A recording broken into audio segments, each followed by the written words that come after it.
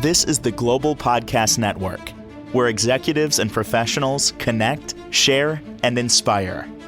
Stay tuned for the conversations that drive success.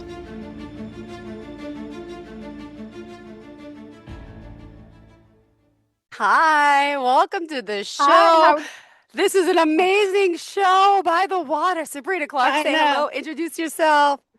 Hi, I'm Sabrina Clark, and I'm on the beautiful island of Hawaii. Look at the little map here and be this big one right here. And then I live over here on this island here, over here. Oh my God. I know. I delivered a service dog to a man in a wheelchair today with MS. Yesterday. So we flew two puppies from Oahu over to the big island of Hawaii. And they did great. We went through TSA and flew on the plane, and they downstayed the whole time like little perfect dogs. And we delivered the first one at the airport for some great clients. The husband has a need for a psychiatric service dog. And then the second one is for mobility service dog for a man with MS. And his service dog passed away in September. And he went around trying to go back to the organization where he got his service dog, and the wait list was 5 years. So he opted to take one of my young trained dogs and train it up himself. So I'm helping him on his journey with Patches. And I'll be posting Patches' journey on our website at worlddogfoundation.org. And Patches is off to a great start. And they're so nice. They're donating one of their electronic wheelchairs for me to take back with me to Oahu. So I'll have the ability to train more dogs with the electronic wheelchair. Are we connecting? Yeah. Okay. And I just got a friend who is paying for a service dog for her good friend who has MS in New York. So I'm going to go home and train up one of my dogs with the new electronic wheelchair that just got donated, and deliver another service dog this summer to New York. So it's pretty good work that we're doing here. It's amazing work that you're doing here. I'm so grateful to get to see you like this in person, on the Zoom. We get to see your habitat and everything you're doing. This is beautiful. You have a Thank guest you. today, or who's your friend? Oh, well, Where'd he he's go? finishing up breakfast. So that's Mike. And so he's pretty awesome. I'm pretty stoked with Mike. So he's traveling with me on this trip. He brought along the other service dog.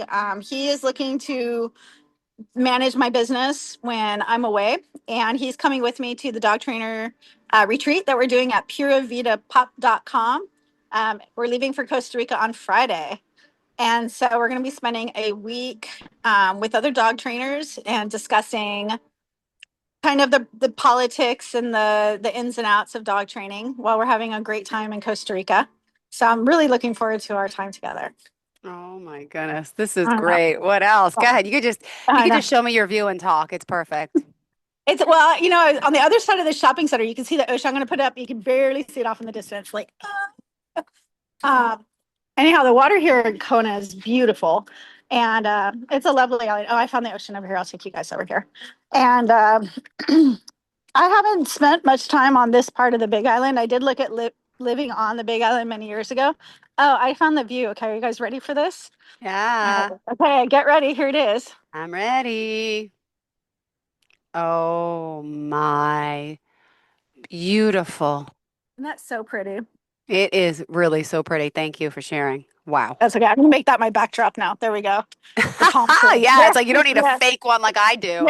there we go. Okay, so I am so happy. So we were just discussing at breakfast how we want to really bolster the World Dog Foundation and different ideas for fundraising. It's really hard with a for-profit business like I'm running and selling a dog for X amount of dollars that people can afford as a service dog. Because if we were looking at raising a mobility service dog, like we just did for this gentleman, we're placing a 5-month-old puppy, which is very young. And he has a lot of development to go, and it can be frustrating for somebody with limitations. He lives with his wife who can help him. But to really do it right, you need to raise that dog for 2 years. And it takes a lot of training and love and stuff. But then the value of that animal is like $50,000. And so, then you're looking at grant writing and building up a nonprofit. So that's really where I'm at right now. I'm at this entrance of a nonprofit lifeline where it's broke. It only has like a little bit of money in the bank, and different ideas to bring that up. So I'm really kind of shifting gears and looking forward to some inspiration on this vacation to help me think about what directions I want to take. And I was just discussing that if I was to really work more on kind of this podcast angle that we're doing here, that I think it would be really fun to interview other successful dog trainers. So I went to a retreat and did some private coaching with a guy named Louis Torres, and he just set up a brand new big facility that was like, it's like $1 million facility. He's bringing in over $1 million a year. So for the dog trainers who are highly successful, like what their business model is, how they procure their success, how they avoid burnout, how they maintain like that family balance with their work, and kind of counterpoint that to the industry as a whole. I feel like a lot of people misunderstand dog training, and they assume that everybody just works at Petco and doesn't make any money and doesn't have success. But there is another side to it. So how about your sister's dog? How's that going? Oh, not good. I saw her last night because I had a birthday party, well, pizza and cake for my son, and she hasn't Nice. done it yet. Makes excuses. I love her, but I'm like, Jen, I'm like, I don't have the time and I'm never at home. And I'm like, I know, but eventually. So I thank you for the Okay. update. No So I worries. have no That's okay. update, but I know Yeah. she's trying to help me with my sister's dog, everyone, if you don't know, because she is very aggressive. Ella, she is territorial aggressive when you're with her. She's your best friend. She protects you from everyone else, but then even if you're her best friend, she'll bite you if you're not the person with her. Is that how I describe it? Yeah, basically. Yeah. Oh, But it's terrible. ooh, I know. Yeah. But you said old, you can teach an old dog new tricks. I like that. You can. You can definitely. Well, I was wanted to talk a little bit about maybe genetics today. They have a one of my friends who breeds purebred poodles and Maltese, and she's active with the American Kennel Club, and she shows dogs, and she takes a lot of pride in her breeding. And she sent me a notification for our local state legislature, where they were looking to promote a bill that would make it illegal to bring in any dog to the state of Hawaii that's not fixed without exception, or I mean, with exceptions, right? So I'm assuming that people with purebreds could write in and ask for exceptions, but it would be really just reducing the amount of breeding. And so pet overpopulation is a problem. There is suffering attached to that when people don't find good homes for all the animals. Um, but I want to counterpoint that, people just blatantly trying to stop breeding when people are needing good pets isn't really the answer either. And so I feel that a lot of purebred dogs lose favor because they're not really bred for living with us in modern society. And Hmm. a lot of the designer mutts are doing better. Maybe the American Kennel Club would be more successful and influential and wealthy if they would have made the first Labradoodle, Golden Doodle, Cockapoo, all that purebreds. And so then that way there'd be like more of a genealogy and a breed standard and a breed for temperament, that type of thing. But they didn't. They issued them as mutts, and really lost out on this huge part of the population because now so many people have doodles for a reason. So your sister has a doodle and it's aggressive. And so it does happen. I'm not saying that doodles are all good dogs. But I would say statistically, um, well, it depends on the type. She's a golden doodle. Yes. Hmm. Yeah, It's supposed to be a she's mini, but she's not a mini. I don't know no. how, but I guess sometimes, yeah, the breeder said it was a mini, and then it turned out to be a big one. Yeah, that can happen. The genetics can be tricky. I think I've seen more aggressive like Bordoodles, which is a border collie poodle. And I just trained a biting Bernedoodle, and he just was truly aggressive. And so it can be tricky with the poodle line because the poodles are really brave, intelligent dogs. And they were originally bred in Germany. They're called puddle, right, for water dog. So the German word puddle became poodle when the French took over, and that's why they became the French poodle because they really refined the breed. But anyhow, as a breed, they can be a little difficult, and I think that's why, because doodles are 50 or 75% poodle. You get some of that unwanted behaviors in there. Hmm. Anyhow, I just kind of wanted to segue on that a little bit, and I wanted to say that we're going to be visiting a dog rescue when we go down to Costa Rica. And so I can kind of see what their, rescue situation is like. And I think they are looking for some funding to bring some dogs back to the United States. And so I'm super excited to share that little journey with you next time we talk, because we're going to be there next week. How Yeah, exciting. this is so I you're gonna know. do the show there with us, yeah, for I sure. think so. Yeah, that's the plan. I think that's what we've decided to do. I think we'll be closer in time, which will be good. Um, so it won't be so early in the morning for me because it's kind of like the midday for you guys, right? The end Yeah. of your day, end of your day, beginning of my day. I'm just having my morning coffee, and you're there ready to wind down and have your evening, right?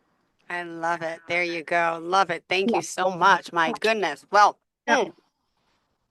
yeah, the smile on your face though, you look so happy. I mean, you always are happy, but now I get to see you like in your environment I think I and slept 12 hours last night because yeah, we got the dog settled in, and I think I went to bed at like 8:30, and oh, these people just have like the nicest house, and the bed was so firm, and yeah, we just crashed out and didn't wake up till 8:30 this morning. So we went for a nice walk down to the beach. It was beautiful, big waves crashing. And so now we're just getting a little morning coffee. We're going to go to Petco and get some supplies and then go train some more. So we're going to have an interesting training today. So I have Patches with his new handler and his wife, and then they have 3 support group members. So I have a 12-year-old girl who just really wants a puppy.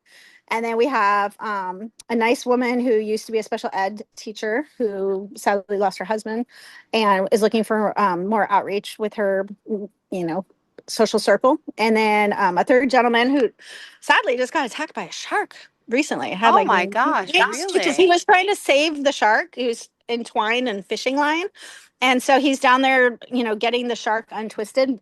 And then his buddy came down with a knife for him, and the shark spooked and turned and bit him, and he almost like lost like his thigh, basically. Like, I know. So I can't wait to learn more about that story. I used to work as a marine biologist at the tiger shark lab on this place called Coconut Islands, where Gilligan's Island was filmed. Did you ever watch Gilligan Island? Yes. Yeah, so it Really? was, That's yeah, awesome. Oh I my know. And it was gosh. owned by this like really eccentric white old man. And he had a bowling alley. And I think he had like zebras and a hippopotamus. And like this island was like this crazy paradise, like play island. Like, and now it's owned by the University of Hawaii. It's called the Hawaii Institute of Marine Biology. So, anyhow, I was lucky enough to work out there. And I worked for a researcher who was studying tiger sharks. So we went out and did a little bit of tag recapture of the sharks. And so I would say after breaking horses and seeing a few tiger sharks, training dogs certainly is easier. Wow. Yeah. Amazing. Oh my gosh. Well, for those that don't know Sabrina, we must also mention your certifications or qualifications. You have a lot. Please just mention it for those that are new to the show. Oh, thank you. Well, interestingly, I do want to maybe take some tests. They have all these new dog trainer Oh, certifications. So there's one called the KA, which is just a basic one. So knowledge assess. And because I have Mike working with me now and he wants to fill my shoes, so to speak, and really become like another version of me, I told him, I said, we should really go through all the efforts and do the training to take these tests this year. But basically, I have a degree in law, which is a Juris Doctorate, which in all honesty, I feel like that's all I really need. But behind that, I did double major in psychology and zoology. I did get my bachelor's of science in zoology, which is the study of animals. And I would say that early work between psychology and zoology really formed my opinion in dog training because I am what would be called an ethologist, where most dog trainers would fall under the category of behaviorist. And there's a big difference between the two. So a behaviorist, you're thinking of like a Skinner's box and the quadrants of learning where it's like positive, negative, reinforcers. Where an ethologist is just going to view that animal as a sentient being and just communicate on a more basal communication. And so you can just take the behavior as a whole. You don't need to break it down into little pieces. And so I am familiar with behaviorism, but it's never resonated with me.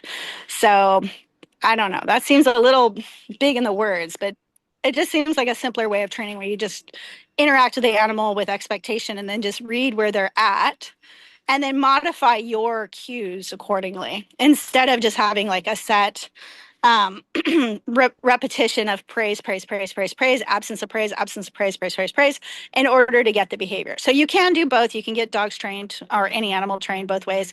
I don't know if it works that good with husbands, but kind of does, right? So I don't have one. I can't Okay. find one, so I don't have luck with that. So Well, bless I your just, heart. I I don't. mean, just saying, but every wife that comes to me, she's like, "Can you train my husband?" I was like, "If I could train children and husbands, I'd be owning my own island by now. I'd be rich, you know?"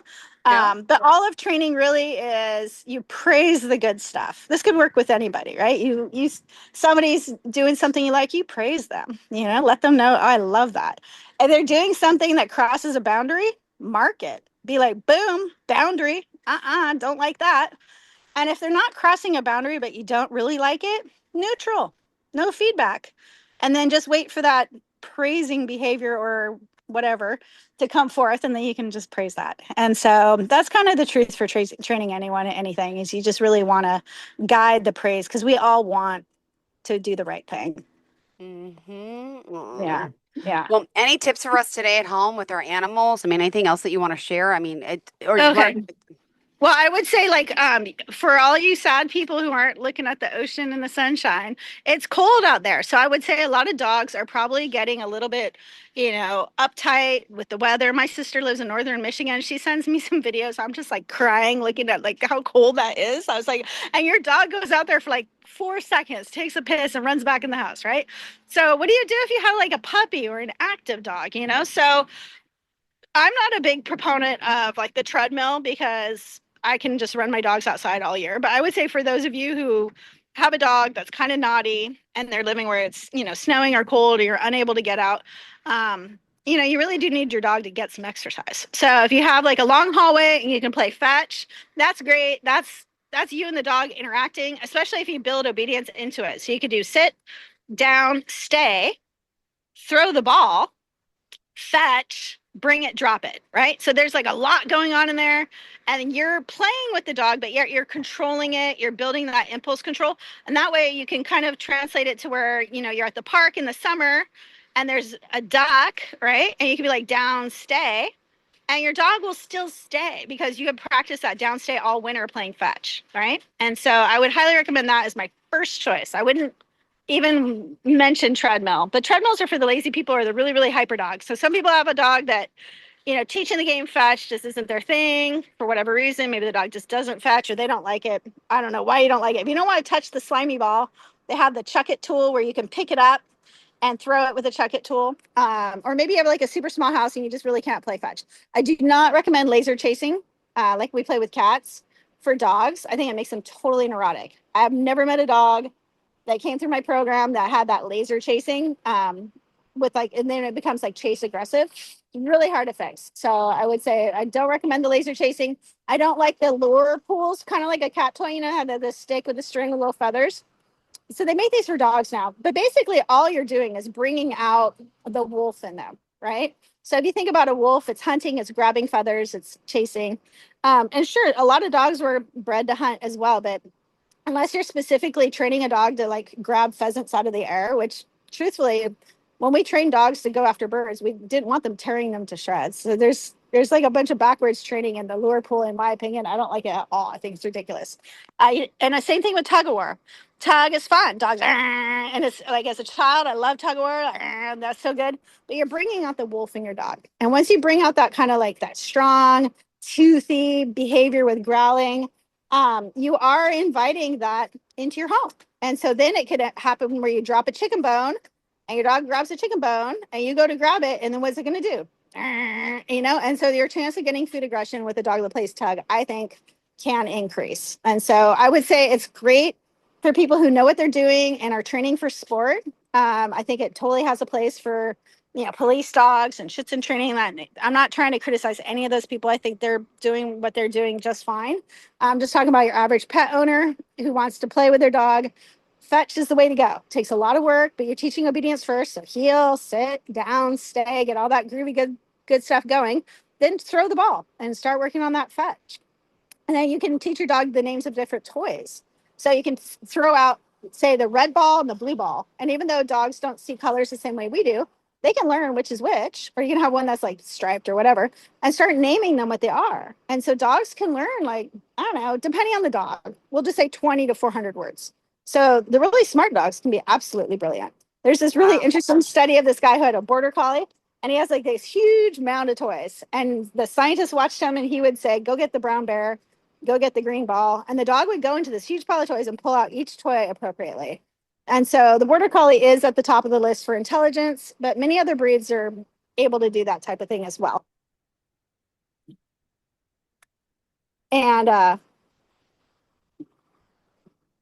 sorry, I'm losing you. Oh, I lost you. Oh, there we go. Okay. So then treadmills would be the next thing that you'd want to work on. And so they have different treadmills you can buy for your dog. You can use a human one, just be careful their toes don't get trapped. And teach your dog to walk on that treadmill. And get a good solid couple miles in on your dog every day. The caveat with this, especially with the really active breeds, we're just going to imagine somebody has a Doberman or a Malinois. You're going to put it on that treadmill and it's going to get fit. It's going to be like, I'm feeling good. And then if you don't exercise your dog on the daily, it becomes cranky. I don't know if you've ever been friends with somebody who is a marathon runner or a triathlete. We have a lot of them here. And yeah, they're hard to date or have as friends because if they don't get their workout in, all of a sudden they're just like crabby. I didn't get my workout. And the dogs are the same way. So if you really build up your dog like an athlete, you're going to have to maintain the athleticism. Mm-hmm. When I place patches with these people, so he's a miniature golden mountain doodle. So his DNA is sorry, we're back. Sorry, that's my phone. We're still getting used to all this good stuff. Am I here? You see me? Yep, you're perfect. Okay, gotcha. All right. Okay, good. Yeah, so the Bernese mountain dogs are a little lazy. So even though they technically are a working breed and they're super loving, they just lay down all the time. So Mike got himself a puppy. Her name's Mochi. I'll have to show her to you someday. She's so cute. But she's my laziest dog in the pack by far. And she's a pup. So by breeding in that little bit more of a lazy dog, like Cavaliers are considered kind of lazy. They're easier pets for most people because they don't have that get up and go energy that you're going to find in a Jack Russell Terrier or a Malinois or a German Shepherd or Doberman or any of the pointers. So a lot of the breeds that were bred for hunting and getting out there and doing the work are too much for the average pet owner. Mm-hmm. Yeah. Oh my goodness. Well, with you got this trip coming up. I mean, so who's going to help all the doggies that you help during that week you're gone? Well, I have a great team. And I also have volunteers from the Wounded Warrior Project. So they come out and do like a, facility day with me every month or so. But then a couple of the women in the program have now started volunteering for me. So I'm so lucky to have them as volunteers. And I also have volunteers from our local, it's autistic children school. It's called Assets. But a lot of the children are gifted as well. So it's like a special child school. And I have several of the students from there working for me as well. So I have some great volunteers, which is super to help support the nonprofit. Nonprofits are always looking for a good volunteer training program. Mm-hmm. So I'm developing my mentorship. And then I have a core care group that'll be staying at the home and taking care of the dogs. But I basically had to shut my business down. Wow. I know. Really? So that makes it, and that's where it gets kind of hard as a business owner because you want to have a little time to, I was telling Mike, I was like, I have worked every day since September 1st. Oh my gosh. Well, and that's why I slept 12 hours last night because it was my first day and I woke up and I was like, oh, there's still one dog 30 feet away I have to take care of, Patches. But, when I go to Costa Rica, they'll actually be like far away and I'll just have to trust that it's all cared for. But yeah, we basically just have not any business while we're away. Oh my gosh. Well, thank you, Sabrina. We got to wrap up for today. How can we contact you? You can reach me at my website, balancedobedience.com or worlddogfoundation.org. And you can always send me a text or message me through social at Balanced Obedience. Mm-hmm. And my phone number is 808-358-9190. Okay. Perfect. Thank you so much. Awesome. Pleasure having you. Enjoy beautiful Hawaii and Costa Rica. We'll see you next week. Yeah, in Costa Rica. Awesome. And I'll tell my sister about that dog. I'm telling you, I'm going to yell at her because just she hasn't done it with Ella. Text me her name and email. I got to text you. Hold on. I keep saying this and I keep forgetting. Okay. I got to text you email. Remind me. Thank you so much. Yes. Bye, honey. Have a great day. Okay. Bye. You too. Bye. This is the Global Podcast Network, where executives and professionals connect, share, and inspire. Stay tuned for the conversations that drive success.